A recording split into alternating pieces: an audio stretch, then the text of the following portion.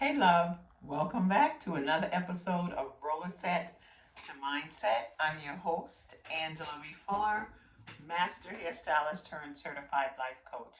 Today, you guys, I am so excited about this episode. You want to know why? I'm excited because it's first Sunday, and every time I get to do a first Sunday, I get excited because I just love talking about building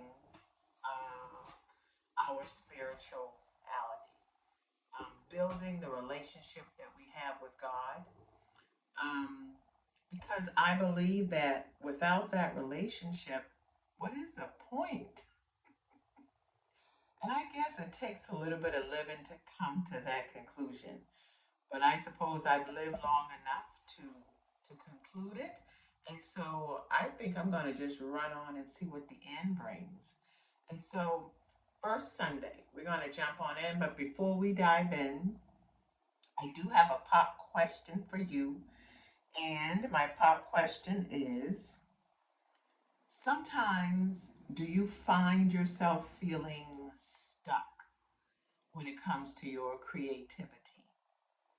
Well, what I did was I went to Genesis, Genesis chapter 1, and I went into a few of the verses of Genesis chapter 1 because I wanted to know about creativity. I wanted to know about creativity. I wanted to know how do I build creativity.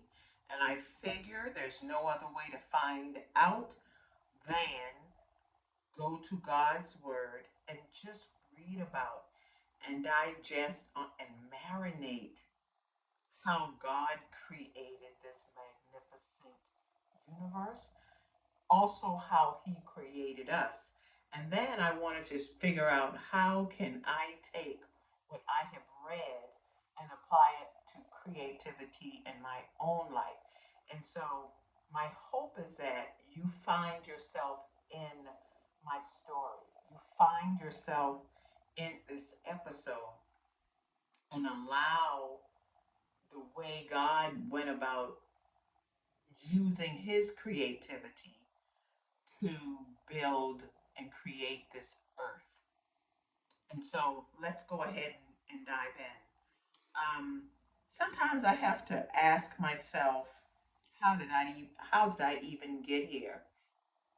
To think that the best way for me to live my life, the best way for me to inspire others, uh, would be not just trying to do it in my own strength. And God knows I've done that for a long time. But to find my strength, find my inspiration. Because you guys, I care so much about giving you all I can give you in a way that will help to magnify you, in a way that would create impact in your lives. And I don't want to fool around with that responsibility because I take that very seriously. So instead of, yes, of course, my experiences come into play, but instead of me inspiring you and encouraging you just off of my own experience, because who am I? I am no different from you. I have the same struggles, I have the same issues, I have the same fears when it comes to creating, when it comes to being more. So, who am I to give all the advice? So, I look to the one who created me. I look to the one who I see as having all the answers. And that one is God. I go to God's word. So, as I learn, I teach. Okay, one plant, one waters, and then God gives us the increase. So let's talk about this. Um, in the beginning, Genesis chapter 1 talks about the creation. And so Genesis chapter 1 says, let me go to his word. Um, it says, In the beginning. Mm. In the beginning, God created the heavens and the earth. In the very beginning, that's what he did. He created a place called heaven, which is above us. Okay? He also created the earth, a place in which we dwell, a place in which we can get our footage and get our grounding and get our experiences that allows us to think higher, think bigger, think bolder, think more courageously. And so when we reach to the heaven, when we reach for that higher order of ourselves, that is when we activate our creativity. So I figure a way to activate our creativity is to do what God did. So the simple fact that God created, that simple statement that God created the heavens and the earth, it's a very challenging concept.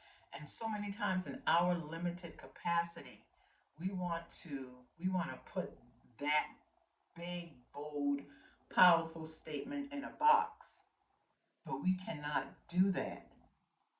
When we think about this, the galaxy, you know, you all remember from school, when we think about the galaxy that we live in, when we think about the mere fact how fast this galaxy moves and how long it takes for the earth, this galaxy, to to make it spin one rotation.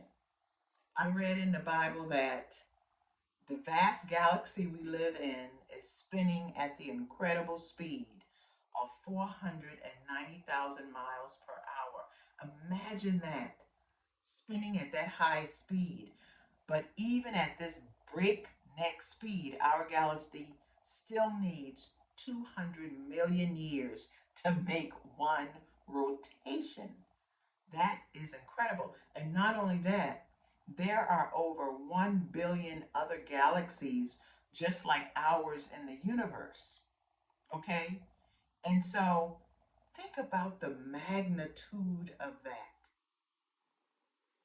So think about us when it comes to some of the things that we want to create. I'm suggesting that do not limit yourself in your creativity. I think before you can even begin the process of creating, I think the first thing that we ought to do is first make a decision, not choose. I heard someone I listened to on YouTube a lot, Myron Golden. It was my first time hearing this explained this way about making a choice or making a decision. He was saying that when you choose something, you got two choices. You can either go right or left. You can do it or not do it. But when you decide, deciding cuts off all other all other choices. So you have no other choice but to do the thing that you have set out to do. So that's what I'm encouraging you to do.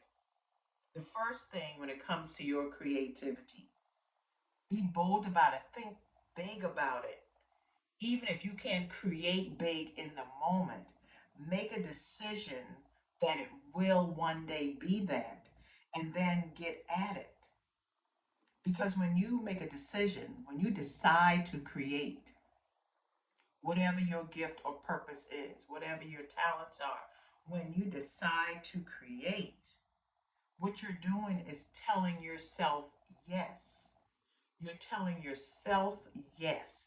And so you're setting yourself up for success. You're setting yourself up to win.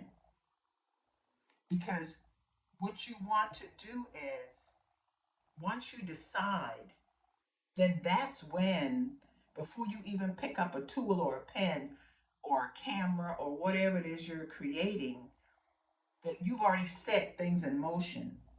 It becomes non negotiable.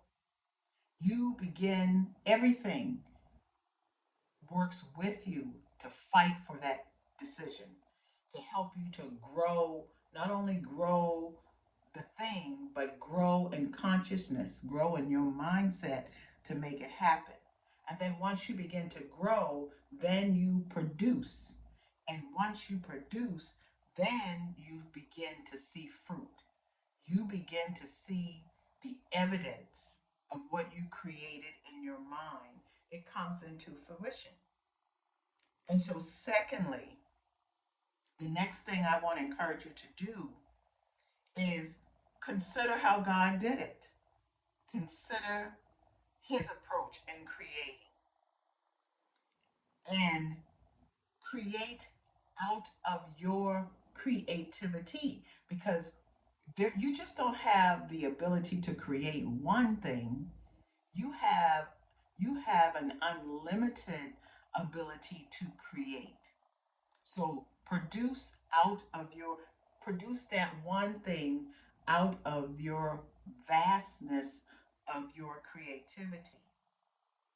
And so, how does that apply to your life?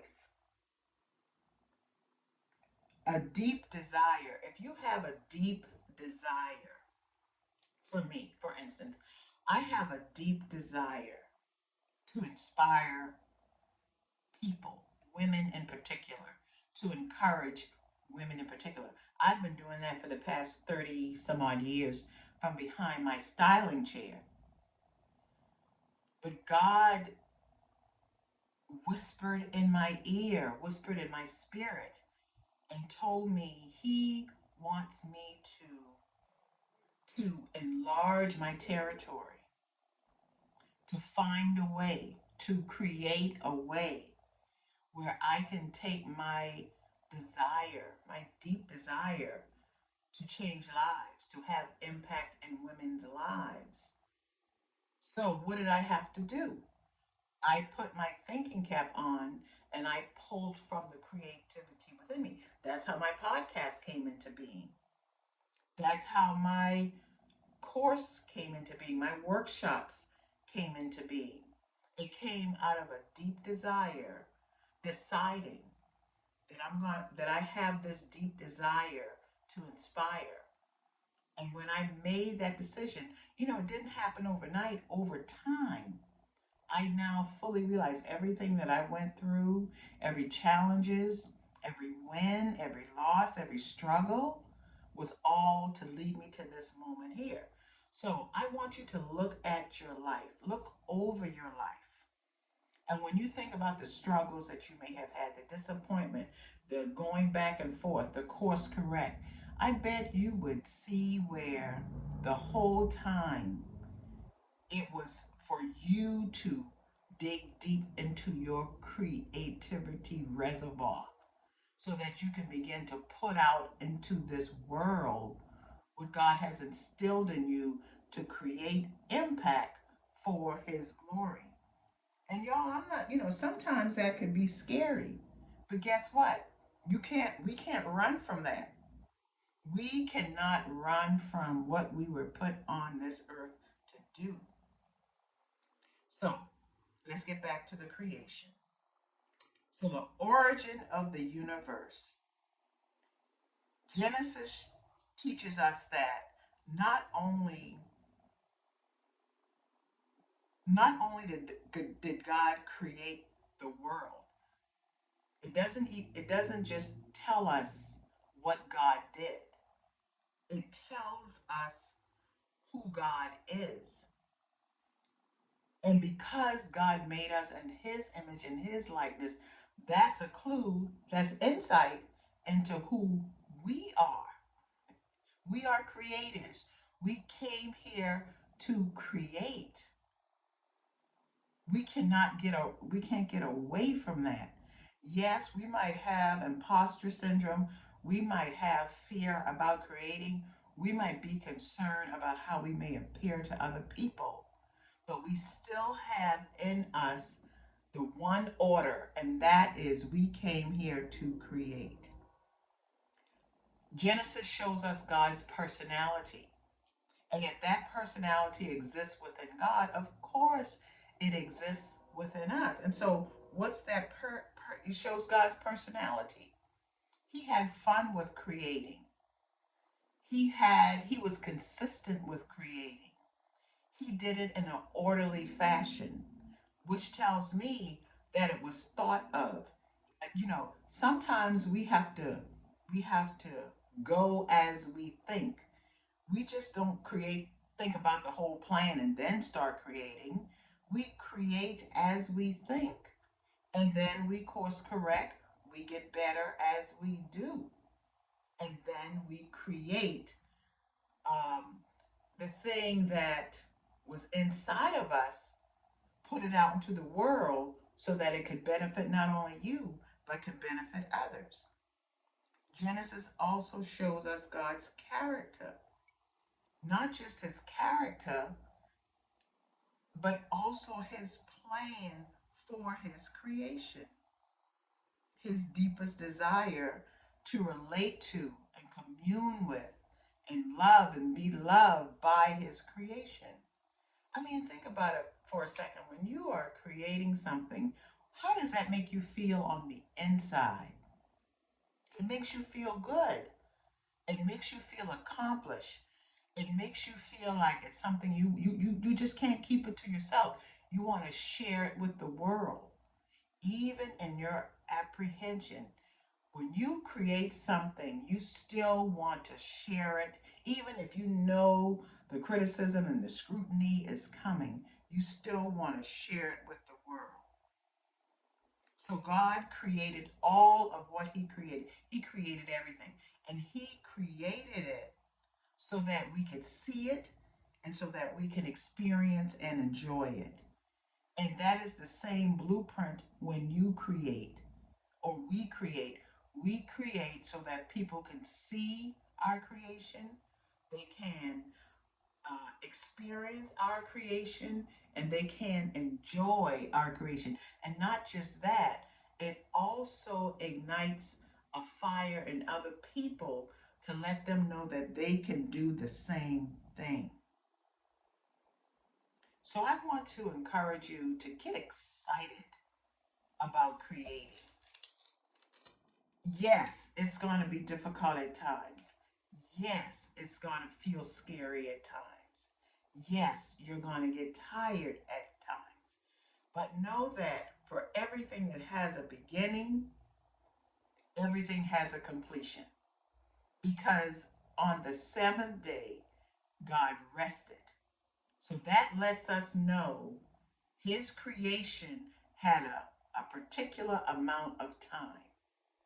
So that's what I want to encourage you to do. When you start to want to create something, give yourself a finite amount of time because it keeps you organized.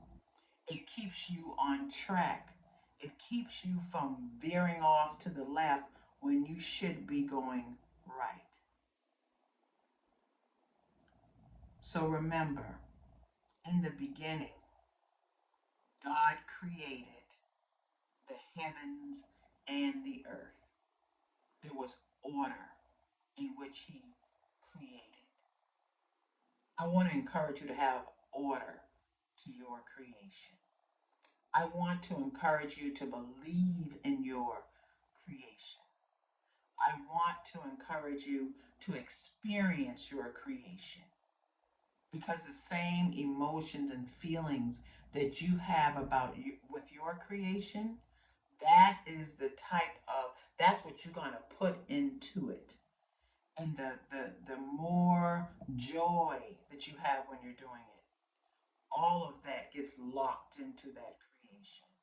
And what it does, it draws people to it. You don't have to shout from the mountaintop, look what I've done, look what I've done. No, your job is to create, your job is to love it, is to nurture it, is to give it the right energy. And that energy within you, that vibration that's within you, will draw people to it. Okay? That's all I got for you when it comes to creation. There's so much more. So I think I'm going to, next first Sunday, I am going to do a part two to creating and exercising and developing our creativity, because I think it's long overdue. It's time for each of you, each of us, to put our creation out so that it will not come back void. You got that? I'll talk with you soon. Okay? Bye. Mwah.